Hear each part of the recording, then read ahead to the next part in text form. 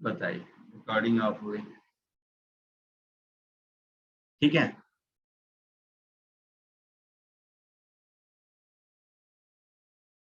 Net fluctuation इतना हुआ है क्यों आप, चलिए अभी शुरू नहीं हुआ था कुछ, तो अब जरा स्ट्रेट लाइन के बारे में देख लेते हैं ना। Straight line,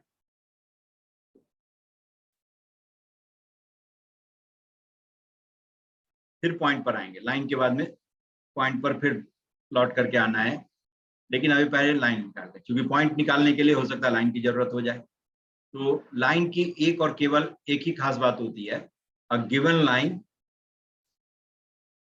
line has fixed slope.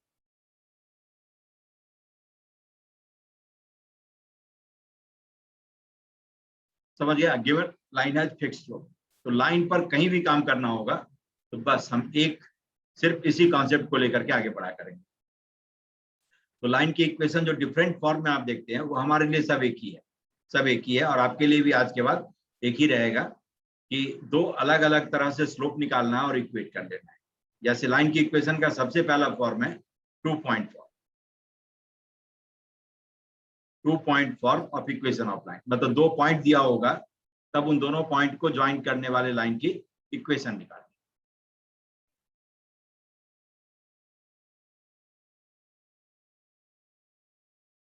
जैसे 2 पॉइंट दे दिया, से x1, y1 और ये x2, y2 है ना, 2 पॉइंट दे दिया। अब इन दोनों पॉइंट को ज्वाइन करने वाले लाइन की इक्वेशन निकालें। क्या करेंगे, इसी लाइन पर कोई एक वेरिएबल पॉइंट ले लीजिए, जो पॉइंट कहीं भी हो सकता है, ठीक है। ए और बी को ज्वाइन करने वाले लाइन को एक्सटेंड करके या लाइन सेगमेंट पर कहीं भी एक वेरिएबल पॉइंट x, y ले लीजिए। अब इस वेरिएबल पॉइंट के कोऑर्डिनेट और गिवन डेटा में जो रिलेशन होगा उसी को आप इक्वेशन कहते हैं, ठीक है। तो जो दिया गया कंडीशन है, दिया गया डेटा है, उस डेटा और इस वेरिएबल पॉइंट के कोऑर्डिनेट, p वेरिएबल पॉइंट है जो ए और बी को ज्वाइन करने वाले लाइन पर कहीं भी हो सकता है। तो इस वेरिएबल पॉइंट के कोऑर्डिनेट्स और गिवन डेटा में जो रिलेशन होगा उसे इक्वेशन कहते हैं। अब देखिए, अब मैं स्लोप ऑफ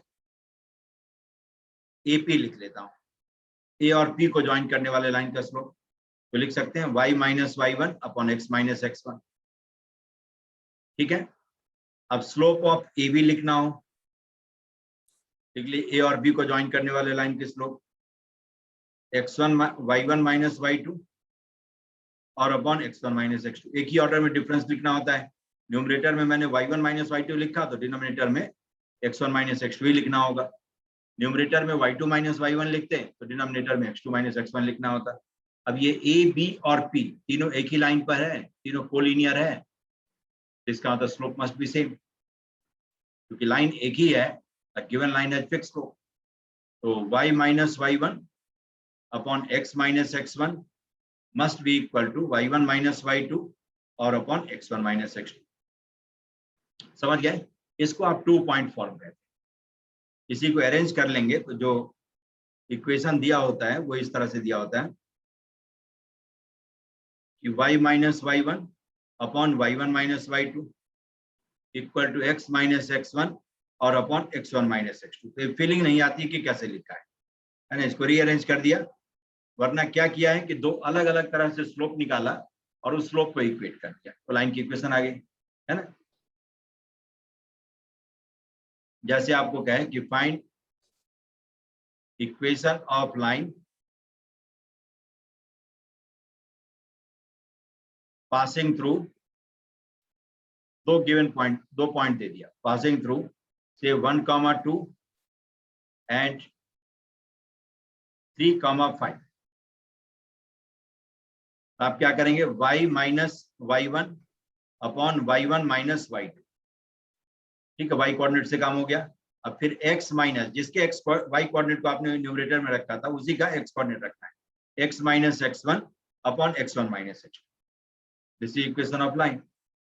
ये हो गया y माइनस 2 और upon minus 3 is x minus 1 और अपॉन माइनस 2, है ना। अब क्रॉस मल्टीप्लाई कर सकते हैं, तो minus 2y plus 4 equal to minus 3x plus 3। अब सबको एक साइड लाना चाहे एक साइड ला सकते हैं, 3x minus 2y plus 1 equal to 0, ये लाइन हो गई। इसको 2 पॉइंट फॉर्म कहते हैं, 2 point form of equation of line. तो 2 पॉइंट दिया हो तो लाइन की इक्वेशन आप इस तरह से लिख लें, ठीक है। इसी में आपका x1 y1 के जगह पर क्या दिया था 1,2 और x2 y2 के जगह पर 3,5, बस इसको यूज कर दिया हमने। नई फॉर्मूला याद है तो भी कोई बात नहीं है। आप क्या करेंगे, उन दोनों को ज्वाइन करने वाले लाइन पर एक ले लीजिए x, y और दो अलग अलग तरह से स्लोप निकाल कर इक्वेट कर दीजिए। एक में x और y को इन्वॉल्व करिए, दूसरे में x और y को मत करिए। जरूरत पड़े तो AB का स्लोप निकाल लीजिए। तो जरूरी थोड़ी है कि AB और दूसरा कुछ और इन्वॉल्व करें, है ना। जैसे AB और AP हमने लिया है तो वैसे AB और AP ले सकते हैं, इक्वेट कर दीजिए, ठीक है। P को बार बार घसीटने की जरूरत नहीं है, एक में P को इन्वॉल्व करिए और दूसरे में P को छोड़ दीजिए और दो तरह से स्लोप निकाल कर इक्वेट कर लीजिए, लाइन की इक्वेशन आ जाएगी। दूसरा फॉर्म जो है आपका, इसको कहते हैं पॉइंट स्लोप फॉर्म,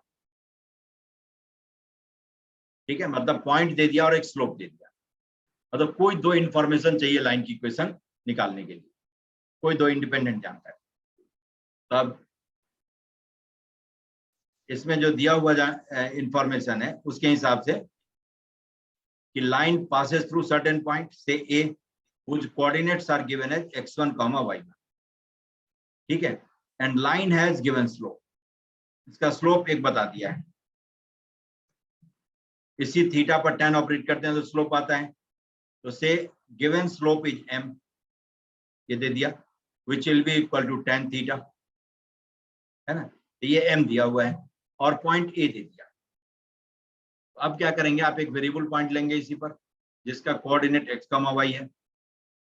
एक स्लोप दिया हुआ है, एक स्लोप आप निकालेंगे और लाइन एक ही है तो स्लोप एक ही होनी चाहिए। तो स्लोप ऑफ AP लिख डालिए, y माइनस y1 और अपॉन x माइनस x1, ये हमारे तरफ से स्लोप है और ये क्वेश्चन में दिया हुआ स्लोप, और स्लोप एक ही होता है ये हमें मालूम है। तो दोनों को इक्वेट कर दीजिए, y minus y1 upon x minus x1 equal to m, आ गया y minus y1 equal to m times x minus x, हो गया। ये पॉइंट स्लोप फॉर्म समझिए। तो ये भी हमारे लिए अब फॉर्मूला नहीं है, कॉन्सेप्ट है। एक ही लाइन के स्लोप को दो तरह से निकाल लेते हैं। बाय द वे एक दे दिया है तो हमें एक ही निकालना है, तो दो पॉइंट के कोऑर्डिनेट को यूज करके हमें स्लोप लिख लेना है और दिए गए स्लोप के बराबर कर देना है, लाइन की इक्वेशन तैयार होगी, ठीक है। तो वेरिएबल पॉइंट के कोऑर्डिनेट और गिवन डेटा में जो रिलेशन होता है उसे इक्वेशन कहते हैं। और रिलेशन निकालने के लिए लाइन के केस में बस इसी कॉन्सेप्ट का यूज करते हैं कि दो अलग तरह से स्लोप निकाल करके इक्वेट करते हैं, या एक स्लोप दिया हुआ है तो एक और स्लोप हम अपनी तरफ से निकालेंगे और उसको दिए गए स्लोप के बराबर करेंगे, लाइन की इक्वेशन। और हमारे स्लोप में x और y इन्वॉल्व होगा, अननोन पॉइंट का कोऑर्डिनेट इन्वॉल्व होगा, तो जाकर के इक्वेशन आ जाएगी। ये पॉइंट स्लोप फॉर्म हो गया। दूसरा देखिए, स्लोप इंटरसेप्ट फॉर्म। अब यहां पर एक टेक्निकल वर्ड की एंट्री, इंटरसेप्ट फॉर्म, ठीक है। जो पहली बार आपके दिमाग में आ रहा है ना, और पहली बार सही तरीके से आ जाए तो लाइफ लॉन्ग क्लैरिटी रहती है, वरना इसमें हमेशा लोग उलझते रहता है, झूमते रहता है, क्या है नहीं है यही नहीं पता होता है। तो स्लोप इंटरसेप्ट फॉर्म, स्लोप के बारे में तो अब तक जानकारी हो चुकी है। से गिवन स्लोप इज m दे दिया है, ये ऐसा ही होगा tan थीटा के बराबर, ये दे दिया है। अब एक इंटरसेप्ट दिया हुआ है, से मैं कहता हूं y इंटरसेप्ट गिवन इज। अब इंटरसेप्ट किसे कहते हो मैं बता, ठीक है। जैसे एक लाइन है जो इस y एक्सिस को, है ना, ऊपर से कट करती हुई जा रही है और ये डिस्टेंस अपना है से 3, समझ गया। इस पॉइंट ऑफ इंटरसेक्शन का कोऑर्डिनेट लिखेंगे जो पहले क्लास में हमने देखा था, क्या हो जाएगा 0,3, क्योंकि मूवमेंट तो आपको ओरिजिन से ही करना है और ओरिजिन से इस पॉइंट तक आने के लिए आपको एक्स एक्सिस के लॉन्ग जाने की जरूरत ही नहीं, सीधा ऊपर उठेंगे वहां पहुंच जाएंगे। ओरिजिन से 3 यूनिट ऊपर उठेंगे तो इस पर्टिकुलर पॉइंट तक आ जाएंगे, इसीलिए y कोऑर्डिनेट विल बी 3 और x कोऑर्डिनेट विल बी 0, 0,3 आ गया। तो ऐसे लाइन का y इंटरसेप्ट कहते हैं, इसका y इंटरसेप्ट 3 है।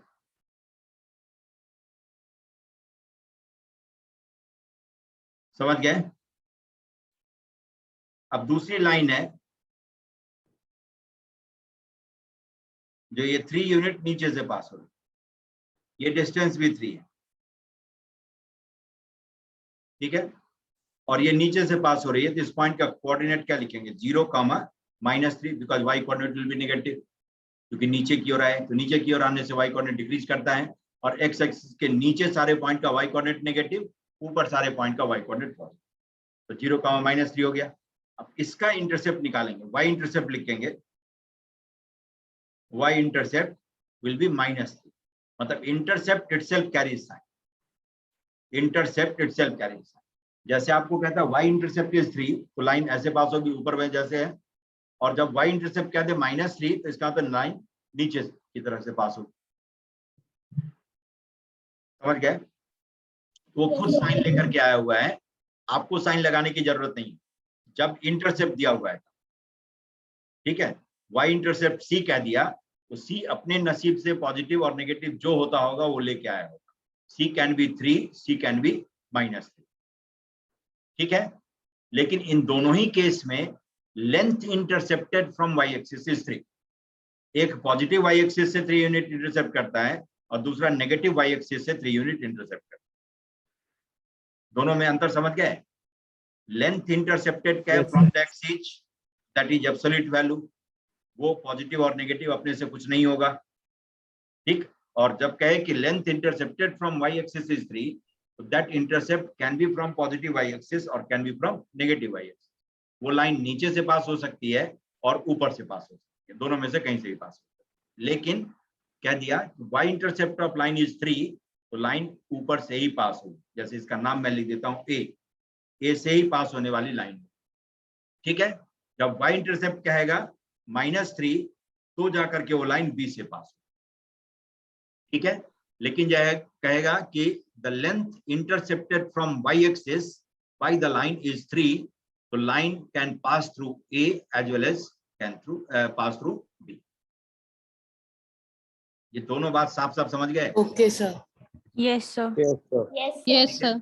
हाँ, इसमें मिलावट नहीं करना है, नहीं तो बस आम जनता और हम में डिफरेंस खत्म हो जाएगा, मिट जाएगा, ठीक है। तो इंटरसेप्ट वो अपने नसीब से खुद साइन लेकर के आता है, पॉजिटिव होता होगा तो कहेंगे कि ऊपर से पास होने वाली लाइन है, नेगेटिव होता होगा तो नीचे से पास होने वाली लाइन है, इफ सी इज नेगेटिव, है ना। हमें उसमें पॉजिटिव नेगेटिव नहीं लगाना है। लेकिन जब कहे length intercepted from y axis is 3, तो that in the line may pass through 0,3 और मे पास थ्रू 0,-3, है ना।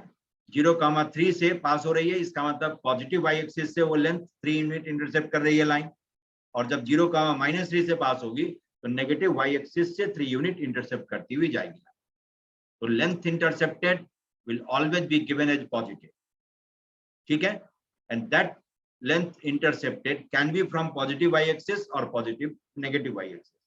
Similarly, x intercept का है या length intercepted from x axis का है, तो दोनों का मतलब बिल्कुल इसी तरह से लेना है, ठीक है। ये x इंटरसेप्ट क्या दिया कुछ, वो अपने नसीब से पॉजिटिव नेगेटिव जो भी लेकर के आया होगा उसके हिसाब से उसको प्लॉट कर लेंगे, ठीक।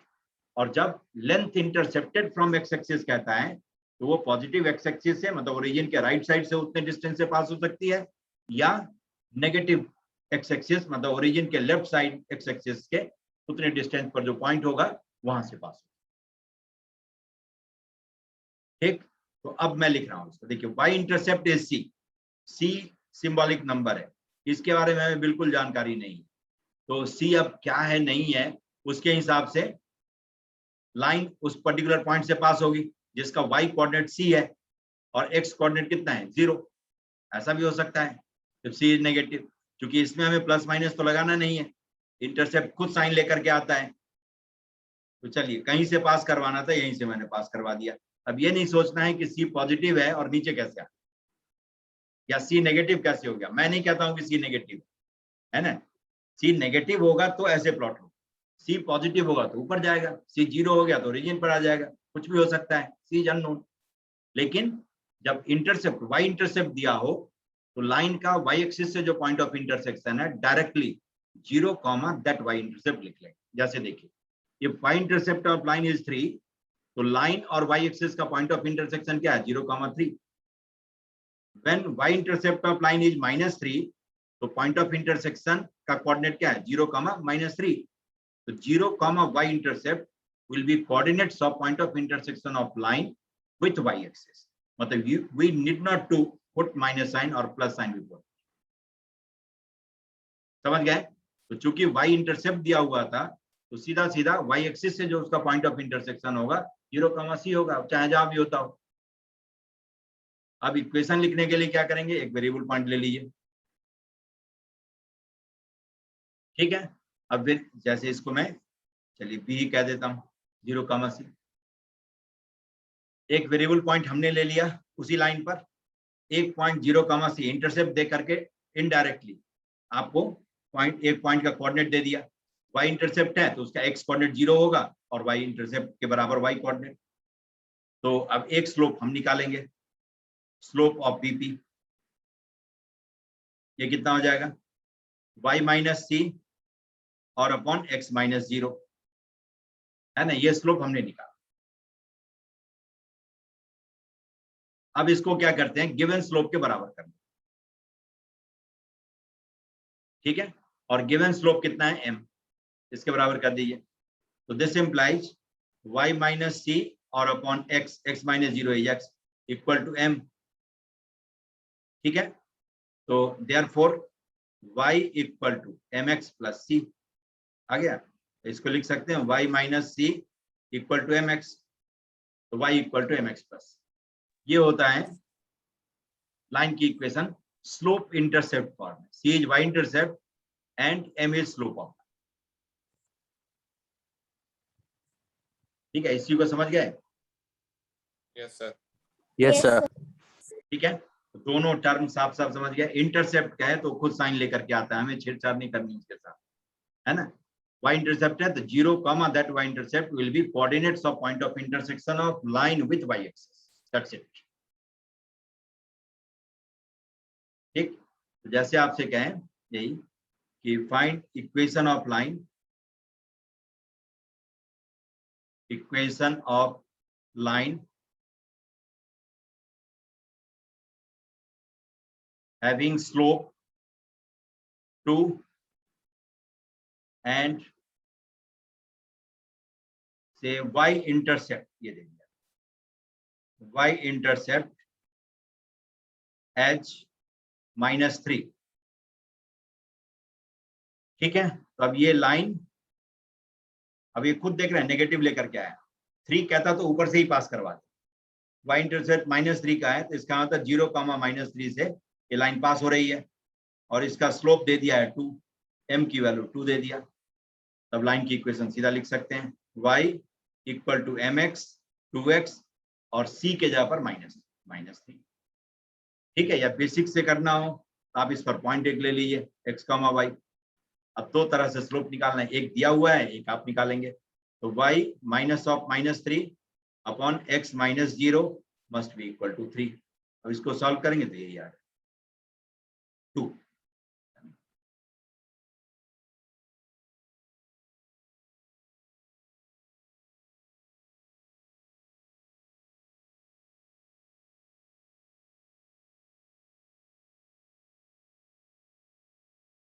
है ना, y minus of -3 upon x equal to given slope is, तो इसको सॉल्व करेंगे तो यही आ जाएगा आपका। ये स्लोप इंटरसेप्ट फॉर्म हो गया। नेक्स्ट जो है आपका इंटरसेप्ट फॉर्म, मतलब दोनों इंटरसेप्ट दे दिया, दो जानकारी तो देना जरूरी है। इंटरसेप्ट फॉर्म, ठीक है। अब इसमें दोनों इंटरसेप्ट दे दिया, x इंटरसेप्ट कहता है a और y इंटरसेप्ट, ठीक है। अब इंटरसेप्ट के बारे में हमारी जानकारी साफ है ना, कि इंटरसेप्ट अपने नसीब से खुद साइन लेकर के वो आता है। तो अब लाइन एक ड्रॉ करिए जो कि एक्स एक्सिस और वाई एक्सिस को कट करते हुए जाए। ये लाइन हमने ड्रॉ कर लिया। अब इस इंटरसेप्ट के जरिए इस लाइन का दोनों एक्सिस के साथ जो पॉइंट ऑफ इंटरसेक्शन है उसका कोऑर्डिनेट आप खूब आराम से लिख सकते हैं। जैसे वाई एक्सिस के साथ जो पॉइंट ऑफ इंटरसेक्शन होगा उसका कोऑर्डिनेट क्या हो जाएगा, 0, बी, नहीं 0, B. Yes sir. Y axis के साथ जो पॉइंट ऑफ इंटरसेक्शन होगा ठीक से इसको बी मैं कह देता हूं। एक्स एक्सिस के साथ जो पॉइंट ऑफ इंटरसेक्शन है इसका कोऑर्डिनेट क्या लिखेंगे, ए का कोऑर्डिनेट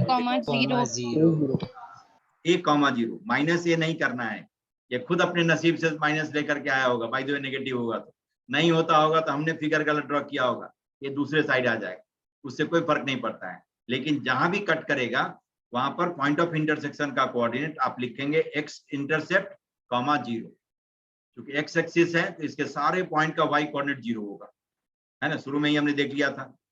वाई एक्सिस है तो इसके सारे पॉइंट का एक्स कोऑर्डिनेट 0 है, तो इसीलिए इस लाइन की इक्वेशन ही लिख देते हैं x equal to 0। Y axis का इक्वेशन पूछे तो आप सीधा, सॉरी एक्स एक्सिस का इक्वेशन तो y equal to 0, y axis का इक्वेशन तो एक्स इक्वल टू 0। मतलब एक कोऑर्डिनेट की गारंटी मैं देता हूं, दूसरा आप खोज लो। जैसे एक्स एक्सिस का है तो कहिए कि एक कोऑर्डिनेट मेरे तरफ से 0, वाई कोऑर्डिनेट 0। अब एक्स कोऑर्डिनेट जितना होता होगा खोज लो, सारे पॉइंट की यही हालत होगी, इसीलिए उसका इक्वेशन ही लिख देते हैं वाई इक्वल टू 0 और एक्स इक्वल हो गया। अब देखिए अब ये 2 पॉइंट फॉर्म हो गया, है ना, 2 पॉइंट फॉर्म, और इसमें कोई इंटरसेप्ट दे करके आपको इनडायरेक्टली एक पॉइंट दे दिया है। अब क्या करेंगे, एक वेरिएबल पॉइंट ले लीजिए x, y। इस वेरिएबल पॉइंट के कोऑर्डिनेट और गिवन डेटा में जो रिलेशन होगा उसे इक्वेशन कहेंगे। तो slope of AP, slope of AP आप लिख सकते हैं y माइनस 0 और अपॉन x माइनस ए। दूसरा स्लोप ऑफ ए बी, या आप लिख सकते हैं b माइनस 0 और अपॉन 0 माइनस ए। हो गया, और दोनों लाइन एक ही है तो स्लोप मस्ट बी सेम, तो y upon x minus A must be equal to minus b upon A. हो गया। आप देखिए अब जरा इसको अरेंज कर ले, तो y upon B equal to minus of x minus A और अपॉन ए, एक्सचेंज कर लीजिए b और x माइनस ए को। अब लिखा जा सकता है y upon B minus x upon A और माइनस a अपॉन ए। ठीक है, a से दोनों को सेपरेटली डिवाइड कर दिया, तो y upon B equal to minus x upon A और प्लस 1। ठीक है, तो लिख सकते हैं x upon a plus y upon B equal to 1। ये हो गया intercept form of equation of line. ठीक है, तो कहने का मतलब x upon x intercept plus y upon y intercept is always 1 in any line. ठीक है, a और b एक्स इंटरसेप्ट और y इंटरसेप्ट है, देख रहे हैं। तो x upon x intercept plus y upon y intercept is always 1, ये हमेशा 1 होता है। ठीक है, तो डायरेक्टली आप लिख सकते हैं जैसे आपको कहता है फाइंड इक्वेशन ऑफ लाइन या लाइंस। ठीक है, कटिंग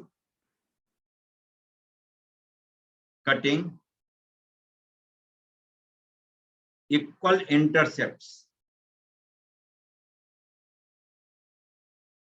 ठीक है, cutting equal intercepts on the axis.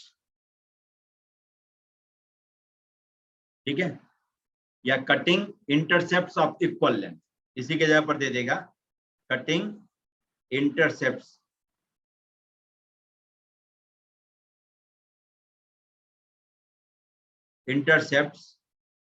Of equal length.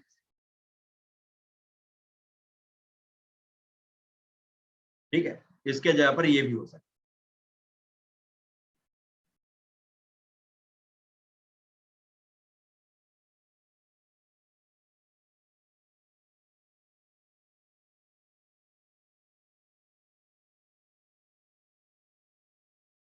ठीक है, इंटरसेप्ट्स ऑफ इक्वल लेंथ इसके जगह पर इक्वल इंटरसेप्ट ऑन एक्सिस के बदले देगा कि cutting intercept of equal length on the axis.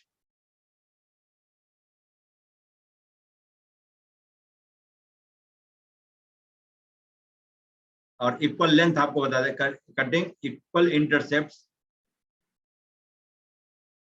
से ए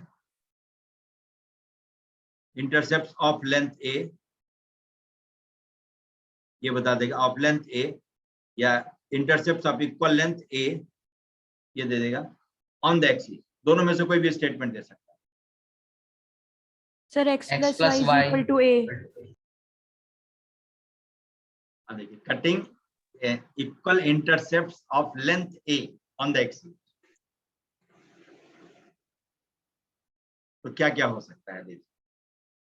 जैसे एक तो हो सकता है ये लेंथ ऑफ इंटरसेप्ट कह रहा है ना, intercept of length a, y intercept या एक्स इंटरसेप्ट नहीं कह रहा है, एक्सिस से जो इंटरसेप्ट कट करता है उसकी लेंथ कह रहा है ना। इंटरसेप्ट का मतलब सेगमेंट।